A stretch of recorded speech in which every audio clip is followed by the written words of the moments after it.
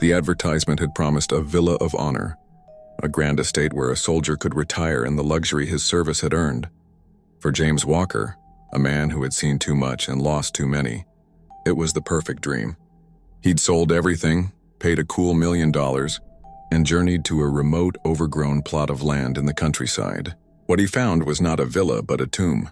The house stood on a lonely hill, its windows like vacant eyes, its porch a rotten grin.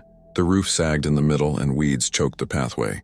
It was a cruel, gut-wrenching scam. He had been swindled. Inside, the air was thick with the scent of dust and decay. James's anger gave way to a weary sadness. He ran his hand along the wall of what must have once been a study, feeling the peeling wallpaper and the cold, damp wood beneath. His fingers brushed against something hard, something carved into the wood itself. He peered closer. The names of soldiers, etched with care and precision, covered the entire wall.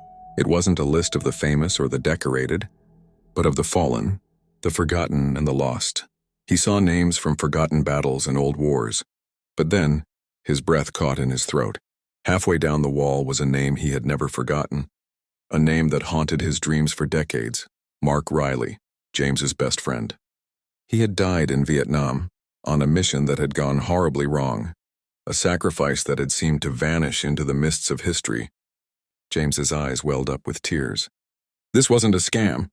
It was a memorial, a sacred place. That night, as moonlight streamed through the broken windows, James heard a whisper faint as a breeze. Then another and another. He saw them, shimmering figures, men and women in tattered uniforms, their faces pale and translucent. They walked through walls and whispered to each other, their voices echoing with a strange, solemn reverence. They were the ones on the wall. The house was not a home for the living, but a home for the honored dead. Their memories were not gone. They were here, preserved in the very walls of this house. James didn't flee. He didn't call the police. The anger and the grief that had consumed him for so long melted away, replaced by a quiet sense of purpose. He realized his life had led him to this exact moment, to this forgotten place. The Villa of Honor was not a lie. It was his destiny. He would become its guardian, the keeper of these sacred memories. He would clear the weeds, mend the roof, and ensure the names of these heroes would never be erased again. He had come here to retire, but he had found a new mission: to ensure that honor never truly dies. As a guardian, James's life transformed. He started with the basics, tackling the overgrown landscape. He pulled up weeds that had been choking the life out of the garden for decades and cut back the thorny bushes that clawed at the side of the house. He worked from dawn till dusk, his hands blistered and his back aching, but he felt a sense of purpose he hadn't known since his days in the military. Inside, he was equally meticulous. He patched the leaking roof one shingle at a time and replaced the broken window panes. He swept away the cobwebs and dust, revealing the original woodwork and intricate details of the house. The ghostly figures were his silent companions. They watched him work, their whispers no longer a source of mystery but a gentle hum of approval. He started to recognize them, learning their silent histories from the way they stood or the expressions on their spectral faces. He saw a young nurse who had perished in a field hospital, a pilot who had gone down behind enemy lines, and a young private who had died in the freezing cold of a European winter. Each evening, James would sit in the study, his hand tracing the names on the wall. He would talk to them, sharing stories from his own life and listening to the faint whispers that were their replies. He spent hours researching, trying to find more about the individuals on the wall, giving them a voice in a story that had been lost to time.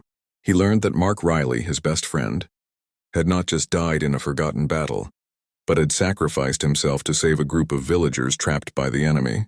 The realization brought James a sense of peace he had never experienced before.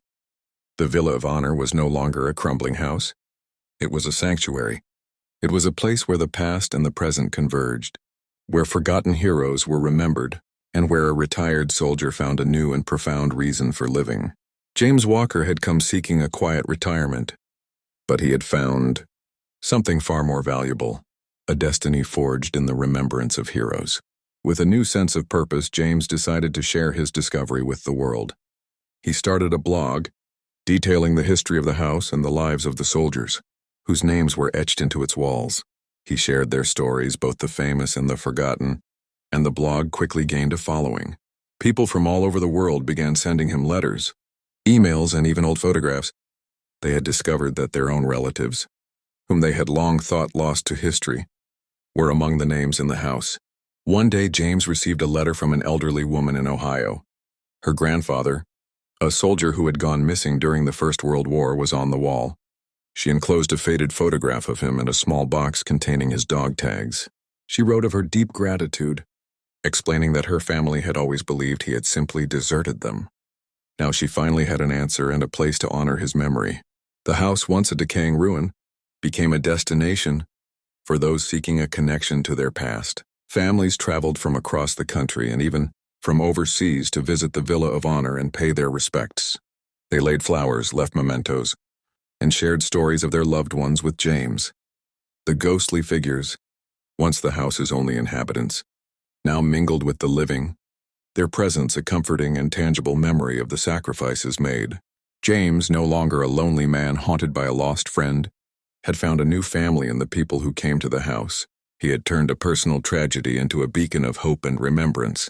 The house, which had started as a cruel scam, had fulfilled its promise in the most profound way imaginable. It was indeed the Villa of Honor. James, now known to many as the Guardian of Honor, spent his days compiling the stories he'd gathered. He transcribed them into a large, leather-bound book he kept on a podium in the main hall. He called it the Book of Remembrance. Every visitor was invited to read it, to add their own stories, and to feel the weight of the history it held. The local community, initially skeptical of the reclusive old man, embraced him and his mission. Volunteers helped restore the grounds, planting flowers and building benches for visitors. A small plaque was placed by the driveway, etched with the words, "The Villa of Honor in memory of our heroes." The place that was once an abandoned ruin became a living, breathing memorial. One brisk autumn afternoon, James was sitting on the porch, watching a family walk slowly along the path, when a sleek black car pulled up. A well-dressed man stepped out and approached him. He introduced himself as the great-grandson of the man who had sold James the house. "My great-grandfather was a good man, but a broken one," he said, his voice thick with emotion. "He lost his son in the war and couldn't bear to be in this house. He always said it was haunted by the memories of the fallen.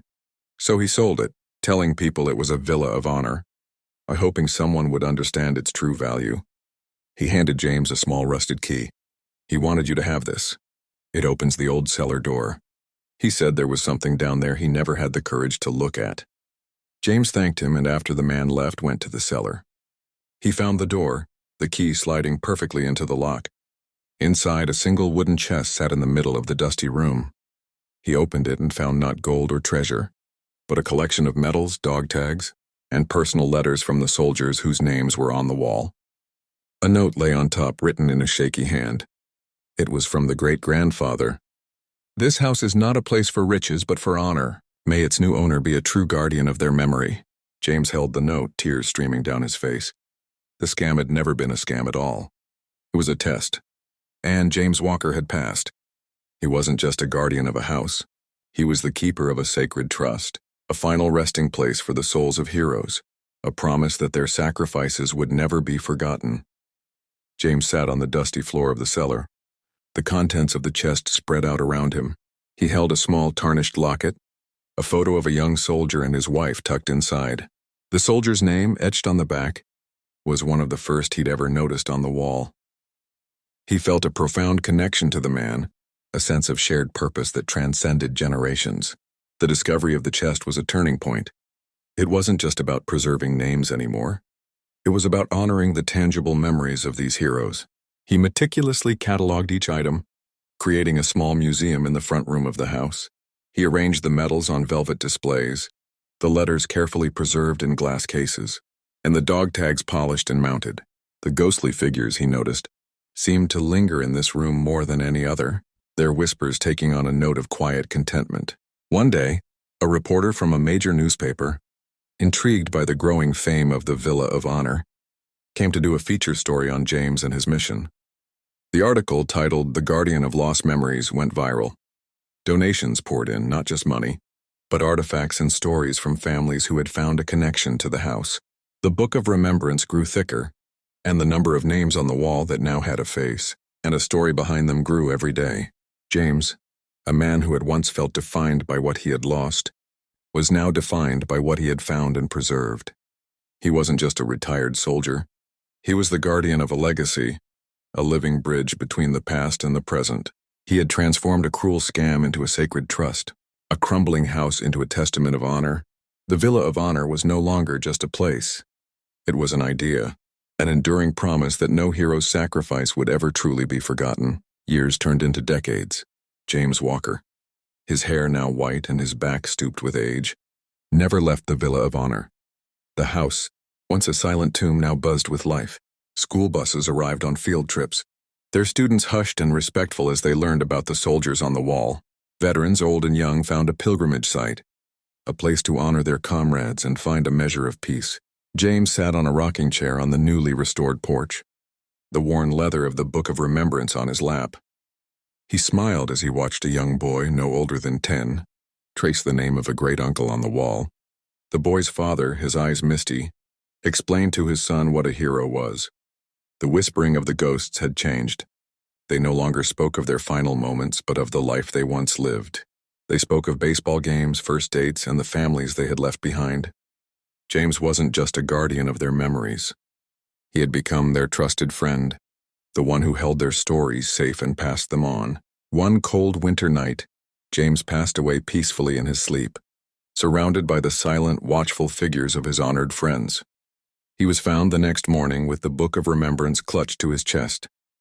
His death was mourned by thousands, his story a testament to the power of one man's devotion. The community, along with the families James had connected with, came together to ensure the Villa of Honor would continue. A foundation was created in his name. The house was designated a national landmark, a living museum dedicated to the memory of the fallen. James's name was added to the wall, right next to his best friend, Mark Riley. He was now one of them, a part of the legacy he had worked so hard to preserve. The whispers in the house now carried his story, a new chapter in the ongoing history of the Villa of Honor, a cruel scam that became a sacred trust, a symbol of hope, and a promise that honor, once found, is never truly forgotten. After his death, the legacy of James Walker continued to grow. The Villa of Honor became more than a historical site. It became a symbol of national remembrance. His story, and the countless others he had brought to light, were immortalized in books and documentaries. The Book of Remembrance was digitized and made available online, allowing people from all over the world to search for their ancestors' names and read their stories. The ghostly figures that had once been the quiet inhabitants of the house became a part of its legend. Visitors to the Villa of Honor would often speak of a feeling of peace and reverence, and some even claimed to see faint, shimmering figures walking through the halls. The whispers, people said, were not of sadness or loss, but of gratitude. The foundation James had inspired used the funds to create a scholarship for the descendants of the soldiers on the wall. It was called the James Walker Guardian Scholarship, a way to honor not just the fallen, but the man who had fought to keep their memory alive. On the anniversary of James's passing, people would gather at the Villa of Honor to share stories in a moment of silence. A new tradition began. They would write down their own hopes and dreams on small pieces of paper and tuck them into the cracks in the wooden wall. A gesture of thanks to the spirits who had inspired a lonely man to find his purpose. The Villa of Honor, once a cruel deception, was now a sacred place where memory lived on. It was a testament to the power of a single person to turn a personal tragedy into a legacy of hope and remembrance, proving that honor and the memory of those who lived and died for it could never truly be erased. Years became decades. The Villa of Honor, once a neglected ruin, was now a beautiful, meticulously cared-for landmark. The initial shock of the $1 million scam had faded into a legend, a compelling backstory for the sacred place it had become. James Walker's legacy was not just in the house itself, but in the ripple effect his actions had created. Families who had found their ancestors on the wall formed a tight-knit community, sharing stories, photographs, and even holding reunions at the villa. They were the new guardians, continuing James's work, ensuring that no name was ever truly forgotten. A new wing was added to the house, a modern, tasteful extension housing a proper library and research center. Here, historians and genealogists worked to unearth the stories of every single name on the wall, one by one, giving each person their rightful place in history. The ghostly figures, once the secret of the house, were now a part of its public narrative. Children on school tours would stand in awe, listening to the tour guide speak of the whispers of gratitude. The house was no longer just a museum.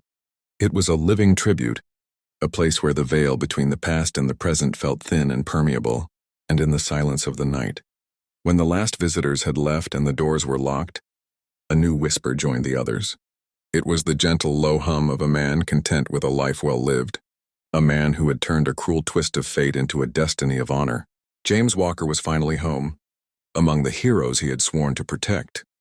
His name etched forever on the wall, a testament to the profound truth that some things are worth more than any price. The Villa of Honor had fulfilled its promise, and so had its guardian. Years became decades. The Villa of Honor, once a neglected ruin, was now a beautiful, meticulously cared-for landmark. The initial shock of the $1 million scam had faded into a legend, a compelling backstory for the sacred place it had become. James Walker's legacy was not just in the house itself, but in the ripple effect his actions had created. Families who had found their ancestors on the wall formed a tight-knit community, sharing stories, photographs, and even holding reunions at the villa. They were the new guardians, continuing James's work, ensuring that no name was ever truly forgotten.